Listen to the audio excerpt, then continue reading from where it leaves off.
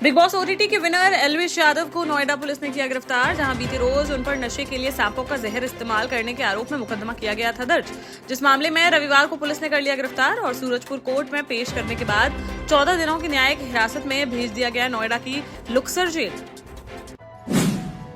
MP में आगामी 1-2 दिन में कांग्रेस के बाकी प्रत्याशियों की भी हो जाएगी घोषणा, जहां रविवार को प्रदेश कांग्रेस अध्यक्ष जीतू पटवारी ने कहा कि 18 या 19 मार्च को एमपी में सभी प्रत्याशियों के नाम का कर दिया जाएगा ऐलान।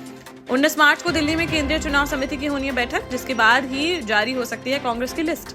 वहीं इस दौरान उन्होंने लोकसभा चुनाव में कांग्रेस के मुद्दे की जानकारी देने के साथ ही बीजेपी सरकार पर बोला हमला। कहा कि बीजेपी सरकार ने 2023 के विधानसभा चुनाव में जनता से किए एक भी वादे को नहीं किया है पूरा।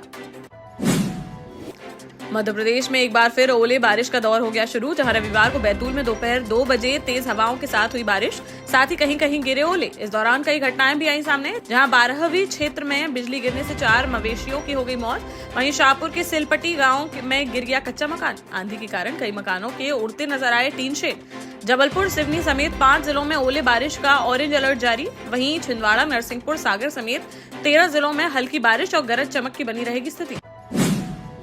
भाजपा का विपक्षी दलों पर सर्जिकल स्ट्राइक लगातार जारी, जहां यूपी में एटा से 2 बार सांसद रहे और सपा के टिकट पर 2019 में चुनाव लड़ने वाले देवेंद्र यादव, बसपा के टिकट पर लखनऊ कैंट से चुनाव लड़ने वाले अनिल पांडे के साथ ही सपा नेता संदीप पाल ने भाजपा का थाम लिया दामन, जिन्हें डिप्टी सीएम ब्रिजेश पाठक की मौजूदगी में पार्टी की सदस्यता कराई गई ग्रहण। ललितपुर में बसपा नेता व पूर्व विधायक फेरन लाल अहिरवार सहित 4 अज्ञात लोगों पर एफआईआर हुई दर्ज, जहां जाखलौन अंतर्गत ग्राम गढ़ौली निवासी मंगल अहिरवार ने पूर्व विधायक पर नौकरी लगवाने के नाम पर ड्राइविंग लाइसेंस की फोटोकॉपी का दुरुपयोग करने का आरोप लगाते हुए न्यायालय में दिया था प्रार्थना पत्र, जिस पर न्यायालय के आदेश के बाद कोतवाली पुलिस ने उनके खिलाफ मुकदमा दर्ज कर मामले की जांच शुरू। झांसी के मौरानीपुर में एक सगाई में पहुंचकर प्रेमिका ने जमकर काटा हंगामा, जहां निवाड़ी की रहने वाली 21 साल की युवती का आसपास के गांव के ही रहने वाले एक 24 वर्षीय युवक से चल रहा था प्रेम प्रसंग, जिसने उसके शादी के दिखाए सपने और फिर प्यार में धोखा देकर मौरानीपुर की किसी दूसरी लड़की से करने जा रहा था शादी। बीती रात मौरानीपुर के एक मैरिज गार्डन में सगाई समारोह का रखा गया था आयोजन, तभी वहां पहुंच गई प्रेमिका और जमकर काटा हंगामा, जिससे वहां मच गई अफरा तफरी। मौके पर पहुंची पुलिस ने दोनों पक्षों को पकड़कर ले गई थाने और बातचीत के बाद दोनों पक्ष चले गए अपने घर, जिस कारण नहीं हो पाया सगाई का कार्यक्रम। सागर के डॉक्टर हरि सिंह के गौर केंद्रीय विश्वविद्यालय में हुए उपद्रव व कुलपति की गाड़ी पर पथराव करने के मामले में विश्वविद्यालय प्रबंधन ने सिविल लाइन थाने में की शिकायत, जिस पर पुलिस ने 21 नामजद छात्र और 100-150 अज्ञात छात्रों के खिलाफ बलवा, शासकीय कार्य में बाधा डालने समेत अन्य धाराओं में मुकदमा दर्ज कर मामले की जांच की शुरू। जालौन में झांसी कानपुर नेशनल हाईवे 27 पर सुबह के वक्त देखने को मिला दर्दनाक हादसा, जहां इंदौर से कानपुर जा रही एक तेज रफ्तार शताब्दी बस अचानक से अनियंत्रित होकर हाईवे किनारे खंदक में जाकर पलटी, जिससे उसमें सवार 25 यात्रियों में से 1 दर्जन से अधिक लोग हो गए घायल, जिन्हें मौके पर पहुंची पुलिस ने स्थानीय लोगों की मदद से मेडिकल कॉलेज में कराया भर्ती, जिसमें एक की हालत नाजुक होने पर चिकित्सकों ने उसे हायर सेंटर के लिए कर दिया रेफर। मामले की जांच में जुटी पुलिस। बांदा में बीते रोज हुए वृद्ध हत्याकांड का पुलिस ने कर दिया पर्दाफाश, जहां मरका थाना क्षेत्र अंतर्गत पिंडारण गांव में खेत की रखवाली करने गए वृद्ध की किसी कुल्हाड़ी व लाठी से हमला कर दी गई थी निर्मम हत्या, जिसमें 36 घंटे बाद पुलिस ने मामले का खुलासा करते हुए बताया कि पैसों को लेकर मृतक के बेटे का अपने बेटे से हो गया था विवाद, जिस कारण कलयुगी बेटे ने ही अपने पिता को उतार दिया था मौत के घाट, जिसे भभुआ तिराहे से कर लिया गया गिरफ्तार। न्यायालय में पेश कर कार्यवाही करते हुए भेजा गया जेल।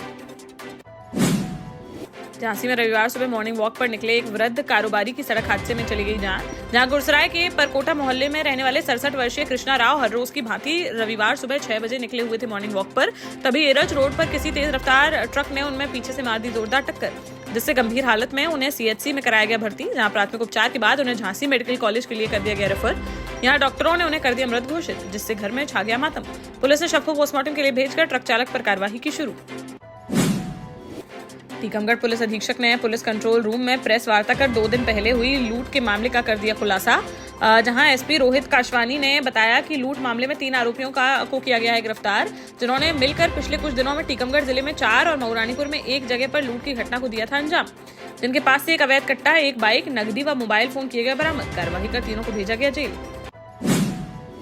लोकसभा चुनाव की घोषणा होने के बाद जालौन में जिला निर्वाचन अधिकारी राजेश कुमार पांडे ने रविवार को राजनीतिक दलों के जनप्रतिनिधियों के साथ कलेक्ट्रेट सभागार में बैठक का किया आयोजन, जिसमें चुनाव को निष्पक्ष, पारदर्शी व शांतिपूर्ण ढंग से संपन्न कराने को लेकर की गई चर्चा। इस दौरान उन्होंने सभी से आदर्श आचार संहिता का पालन करने के दिए निर्देश। बोले, यदि किसी प्रत्याशी, एजेंट अथवा समर्थक द्वारा आचार संहिता का उल्लंघन करते पाया गया तो उसके खिलाफ की जाएगी कानूनी कार्रवाई। शिवपुरी जिले के पोहरी थाना क्षेत्र अंतर्गत झिरी गांव के एक प्राचीन मंदिर में अज्ञात असामाजिक तत्वों ने देवी मां, गणेश व नंदी की मूर्ति को हथौड़े से कर दिया खंडित, जिसकी सूचना मिलते ही ग्रामीणों में देखने को मिला भारी आक्रोश और उन्होंने एकत्रित होकर झिरी मार्ग पर लगा दिया जाम। मौके पर पहुंची पुलिस ने अज्ञात के खिलाफ FIR दर्ज कर और जल्द ही इसकी गिरफ्तारी किए जाने का दिया आश्वासन। तब जाकर सड़क से हटने को राजी हुए ग्रामीण। लोकसभा चुनाव की तैयारी को लेकर रविवार को कांग्रेस कार्यालय में पार्टी कार्यकर्ताओं की बैठक का किया गया आयोजन, जहां कांग्रेस के जिला प्रभारी चंद्रिका प्रसाद द्विवेदी की मौजूदगी में हुई बैठक में टीकमगढ़ और निवाड़ी जिले के तीनों कांग्रेसी विधायक रहे मौजूद, जिस पर बैठक में मौजूद कार्यकर्ताओं ने इस बात को लेकर जताई नाराजगी। इस दौरान जिला प्रभारी व जिला अध्यक्ष ने कार्यकर्ताओं से कहा कि विधायकों ने व्यस्तता के चलते बैठक में शामिल होने की दे दी थी सूचना। जल्दी अपने अपने विधानसभा क्षेत्र में लोकसभा चुनाव के प्रचार की कमान संभालेंगे तीनों कांग्रेसी विधायक। MP के पूर्व CM शिवराज सिंह चौहान ने रविवार को भोपाल स्थित अपने आवास पर प्रेस वार्ता का किया आयोजन, जिसमें उन्होंने राहुल गांधी और कांग्रेस पार्टी पर जमकर बोला हमला। कहा कि सोनिया गांधी ने राज्यसभा में बैकडोर से की है एंट्री। जिस पार्टी के सर्वोच्च नेता का ही हिल गया हो आत्मविश्वास, उस पार्टी का क्या होगा, यह की जा सकती है कल्पना। बोले, कांग्रेस के पास अब न बची है सेना और न ही सेनापति। चुनाव लड़ने वालों का पड़ा हुआ है टोटा। जब मैडम नहीं लड़ रही चुनाव तो बाकी बड़े नेताओं ने भी खड़े कर दिए अपने हाथ। गुना जिले के दौरे पर आए केंद्रीय मंत्री ज्योतिरादित्य सिंधिया ने क्रिकेट में आजमाए हाथ, जहां बीती रात 12 बजे वे जैन प्रीमियर लीग में हुए शामिल, जिसमें उन्होंने मैदान में बल्ला पकड़कर जमकर जड़े चौके व छक्के। इससे पहले वह ब्राह्मण समाज के सम्मेलन में हुए शामिल, जहां उन्होंने मंच पर मौजूद भाजपा विधायक पन्नालाल शाक्य के लिए कहा कि शाक्य जी की शैली है अद्भुत, जो कथावाचक के रूप में रहते हैं। वह या तो फेंकते हैं यॉकर या फेंकते हैं गुगली, जिसके बाद आराम से चुपचाप जाकर बैठ जाते हैं वे।